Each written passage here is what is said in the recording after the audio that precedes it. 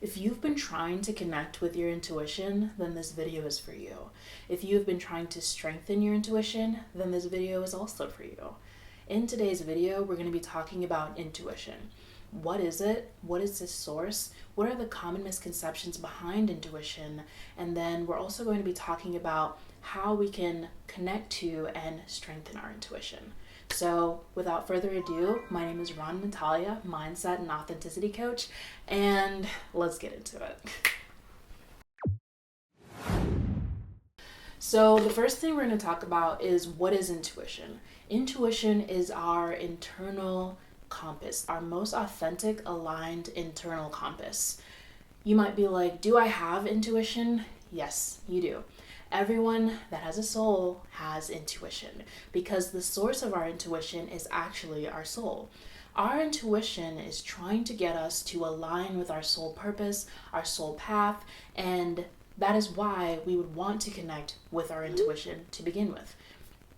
Now, you might think that sounds like a lot. However, when it comes to your soul's purpose, it can literally be as simple as enjoying the life that you live here in this physical earthly plane, okay? So let's start with the misconceptions behind our intuition. And in order to do that, I'm gonna have to introduce you to my beautiful drawing here that I didn't want to erase because I was so proud of it. Our brain.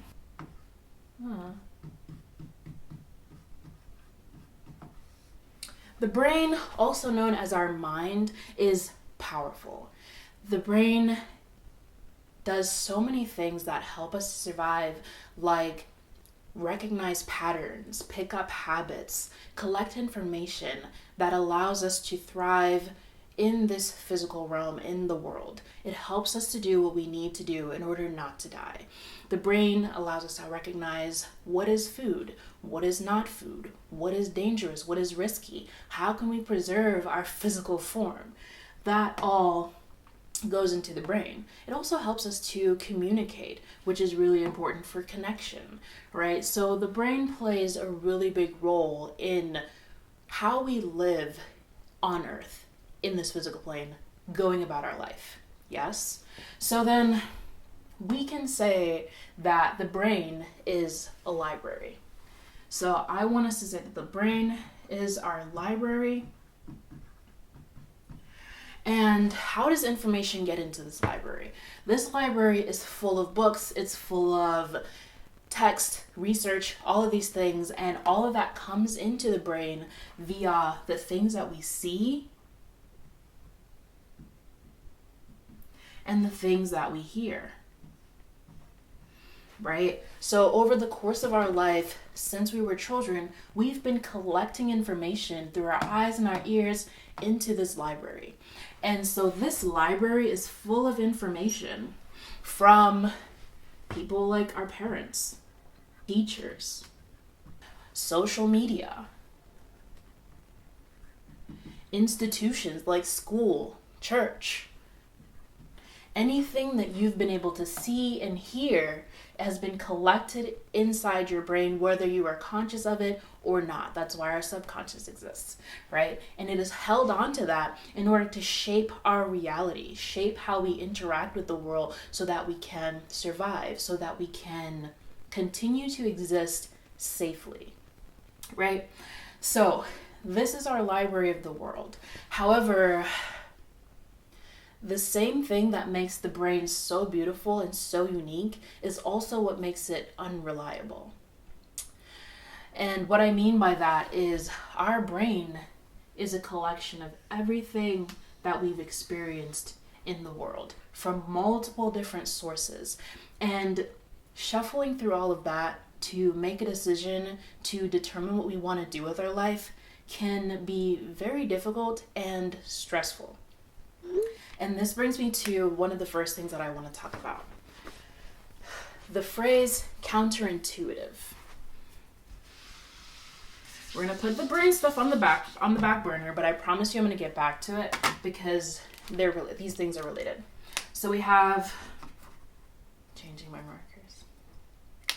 Is that ugly? I think it's ugly. Hold on. All right. So counterintuitive basically means it's against intuition. And I'm sure you've heard this phrase a lot in your life. When you have done something that is against social norm, is not what someone else would have done, it's not the most efficient way to do something, you would hear, well, that was counterintuitive, right? And an example that I like to give is like, say you're making yourself a cup of tea and you've boiled the water in a pot, you have your mug, you have your tea bag, it's all set up. However, instead of just pouring the hot water directly into the mug, you pour it into a teacup first, or a tea kettle. And then from that tea kettle, you take your mug and your tea kettle and you go and you sit down, then you pour the hot water into your tea mug. A lot of people might be like, well, why wouldn't you have just poured the hot water directly into the mug? Why would you go through that long process of transferring it from one container to the next container, then to the mug? That seems a little counterintuitive. However, what if putting that tea into that kettle and having a seat with your tea and then pouring it out for yourself makes you feel present? It makes you feel connected. It gives you a sense of warmth. It makes you feel cared for. It connects you to your body. Would it still be counterintuitive? A lot of the times, things that are called counterintuitive are actually counter logic. Because it's not the way you would have done it if you were listening to your brain. Don't judge. So I get really upset when people say, oh, that's counterintuitive, but they're using it in a logical situation, in a situation where someone is doing things their way. A lot of the times when it's their way, it's not the most logical way, but we cannot say that it's against their intuition, because where does intuition come from? Let's talk about that. Now, we know that intuition is from our soul. It's our inner compass that guides us towards our soul's purpose. However, the best way that we know how, or should know how, to listen to our intuition and a more reliable source for intuitive messaging, for intuitive information, for intuitive choices is going to be... Y'all, don't judge. I'm getting it there. Now you see why I didn't erase my brain. God. Okay, last chance. Jeez Louise.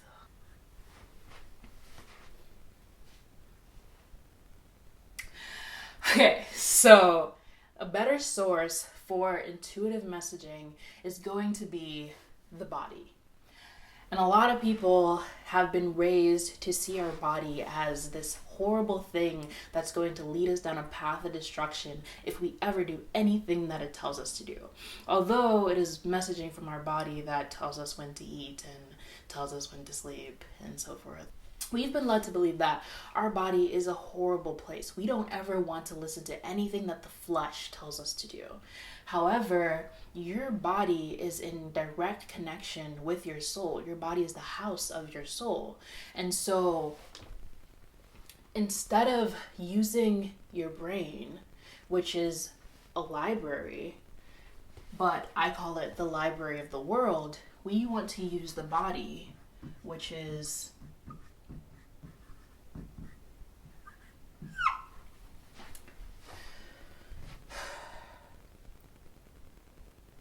the body is the library of you.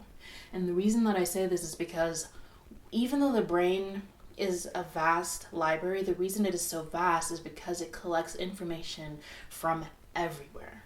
In the library of you, the only books, the only research is in connection to everything that you have ever felt.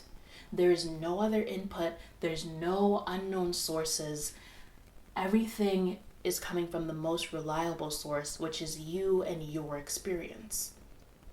So when you're trying to make a decision that is going to change the trajectory of your life, when you're making a decision that is going to determine how fulfilled you feel, that is going to determine how much joy you feel, why would you not want to reference the person that the choice is benefiting, the person that the choice is dependent on, that their life, their happiness is dependent on? The library of you is so much more reliable and so much more useful than the library of the world, which is your brain.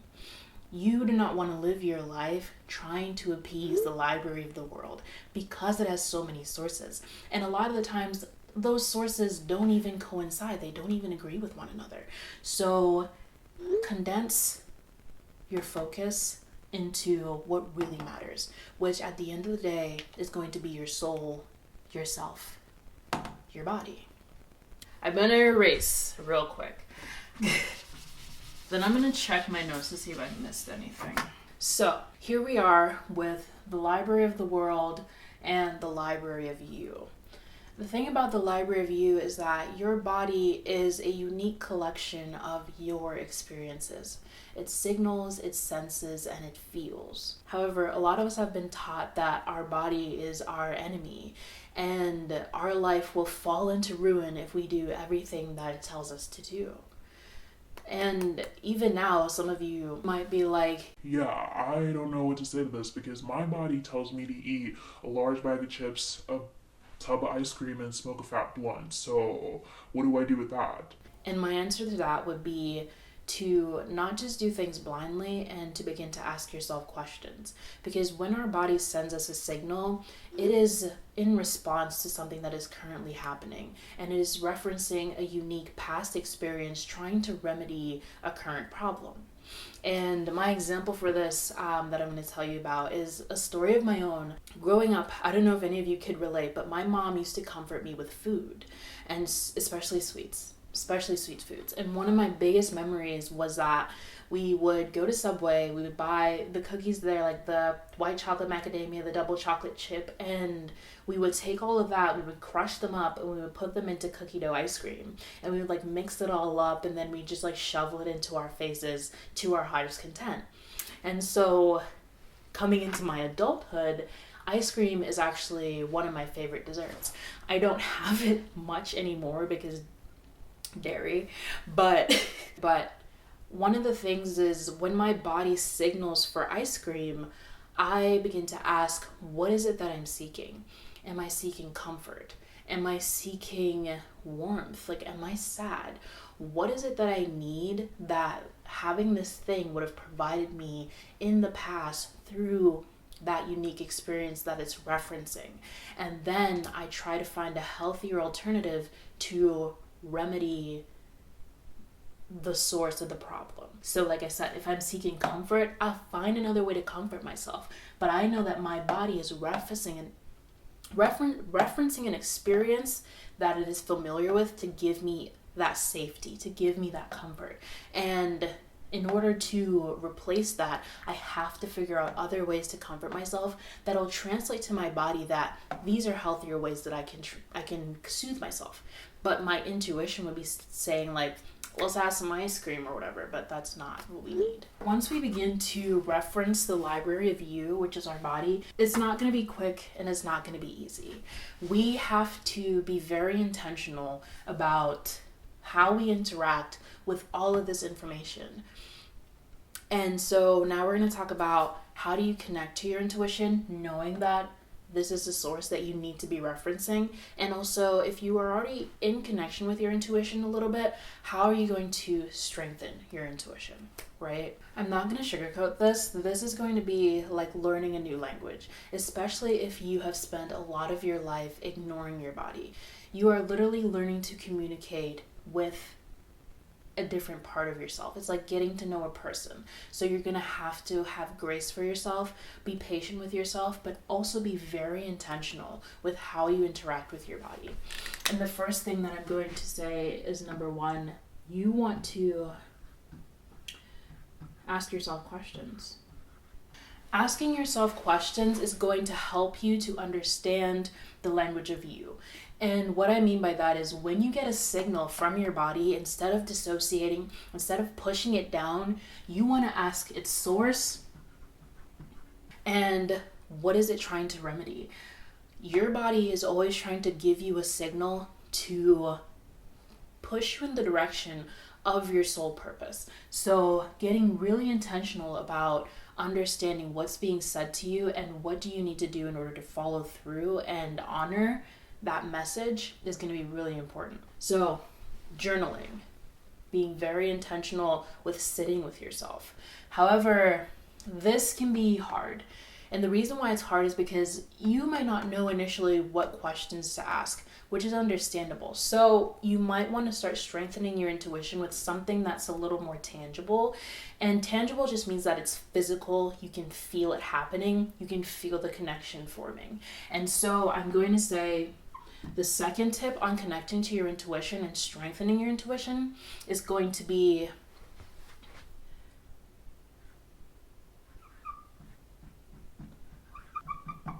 sorry, buddy. Yeah, whatever. Begin a physical practice. And what I mean by this is this can be running, this can be yoga, this can be stretching, but you want it to be a practice where you're moving your body in a way that you're trying to have a conversation. So you're sending a signal and you're waiting for your body to respond back, and then you're adjusting based on what those signals are telling you. For example, when you're stretching and you stretch, and you start to feel that tug and that burn, that's your body sending you a signal back. So your message is the stretch. The body's return message is, this is starting to burn. Maybe give me some time. This is my limit for now. And your response is to not go any further because your body is asking for grace. It's asking for patience. One of my favorite physical practices that I engage in is running without headphones on trails. Because depending on the terrain, you can actually feel your hips shifting. You can feel the earth beneath your feet. You can understand how do you need to change and maneuver in order to not get hurt. So begin a physical practice.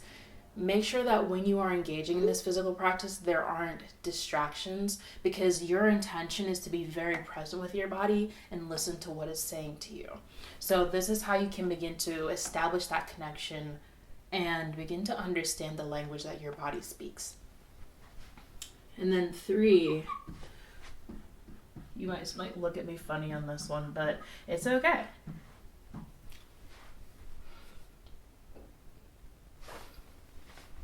When you're faced with decisions, big or small, and even starting with a smaller decision can make this easier for you to do with time, you want to talk to yourself. Ask your body what it thinks. Give your body a say in the conversations that you're having about important or even small decisions. Let your body know that you are now willing to hear it. You are now willing to understand where it's coming from, and you're willing to begin to foster this connection. A lot of the times when we're faced with decisions, the first thing that we do is we begin to think, and it makes us anxious. All of the energy that's in your body comes up out of your body, and you hold it in your head, because all of that energy is being used to stimulate your brain and reference this vast library of the world. However, when we talk to ourselves and we ask our body what it thinks, we actually quiet the mind. And there are practices around this, obviously meditation, where we quiet the mind and we shove our energy and our attention back down into the body, and we listen for the signals that are happening within us, because that's going to connect us to our intuition, and that's going to make this decision one that you're more willing to stand behind, one that you feel more connected to, because you reference the library of you. Now you have these 3 pointers, right? This is going to help you to connect to your intuition and strengthen your intuition. However, you might be someone that's like, I've tried all of these things before. None of them worked for me. I call bullshit. Okay, fine. One of the things that a lot of people ignore, and some people might not like because it takes effort. Everything on this channel takes effort. Don't come for me. Is that before you can do any of these things, before you can have that connection, before you can hear the messages that your body is trying to send to you as you build a physical practice, you have to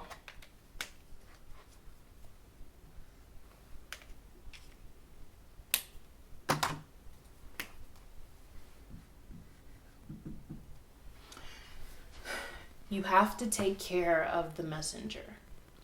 A lot of people, a lot of us want to connect to our intuition, but we are not taking care of the way in which our intuition speaks to us.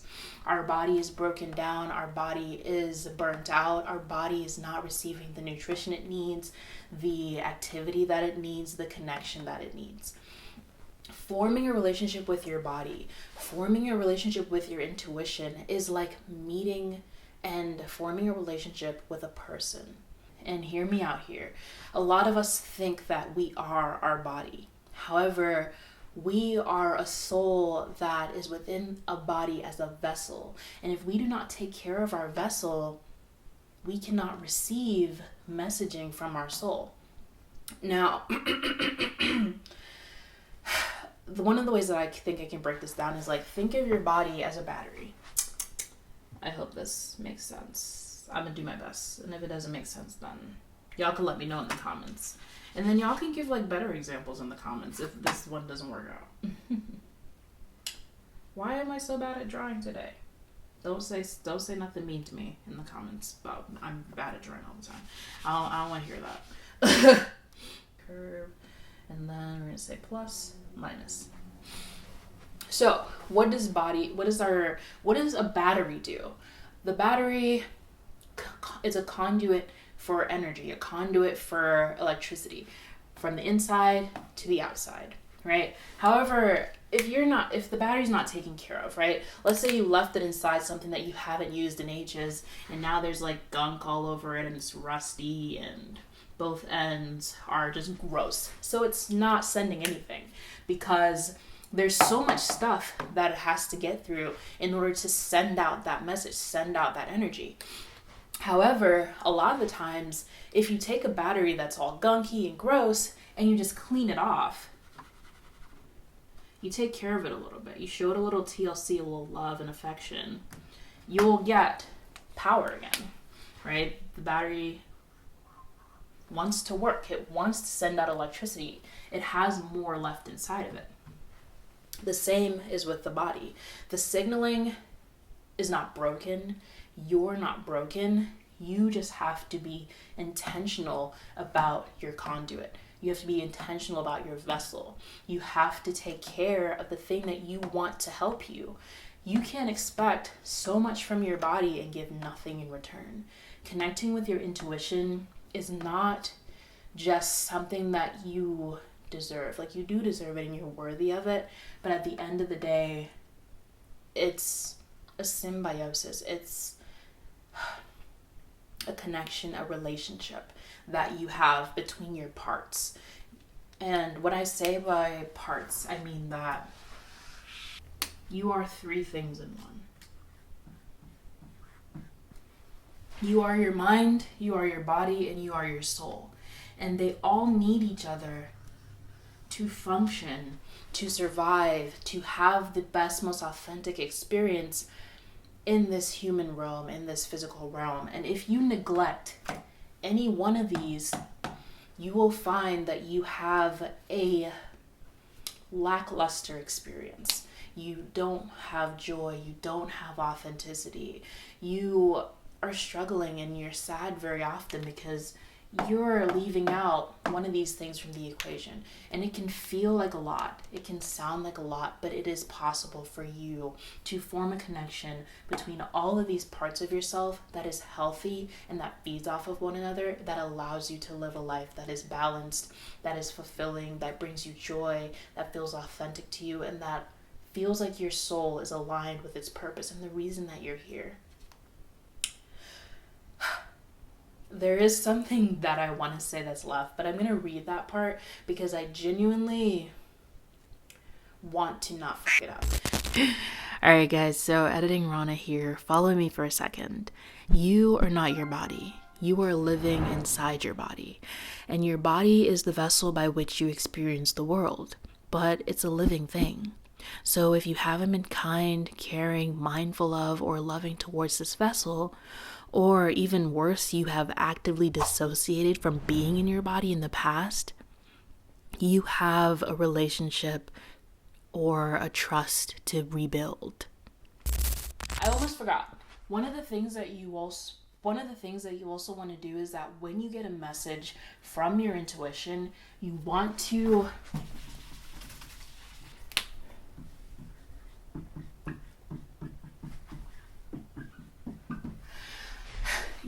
take action and follow through. This is how you build trust. This is how you strengthen something, because one of the things that took me a while to realize is the fact that you build trust through repetition. You build trust through taking action on the things that your intuition tells you to do. And the more you take action and you see things begin to align, things begin to work out for you, the stronger trust you're going to have for your intuition, and the more you're going to strengthen your intuition, because you're going to be actively listening for it, you're going to be actively referring to it, and you're going to actively use it. And practice makes perfect. Taking action and following through on the messaging that you get from your intuition is going to be one of the key ways that you strengthen your intuition once you begin to receive that messaging. Once you begin to take care of your body and realize that you are not just a mind and a soul. You are also inside of your body, and your body is a conduit for your worldly experience. I hope you guys continue to journey in love and grace. I've always been. This has been Ron and Natalia, Mindset and Authenticity Coach. I hope you guys continue to journey in love and grace. Click on this video if you want to find out an actionable step process on how to become more authentic and make sure that your actions align with your soul. And if you have nothing to click yet, that's because I haven't made the video, but I will. So you can click it in the future. And if it's the future, hello. How are you doing? I love you so much. God, I need to stop.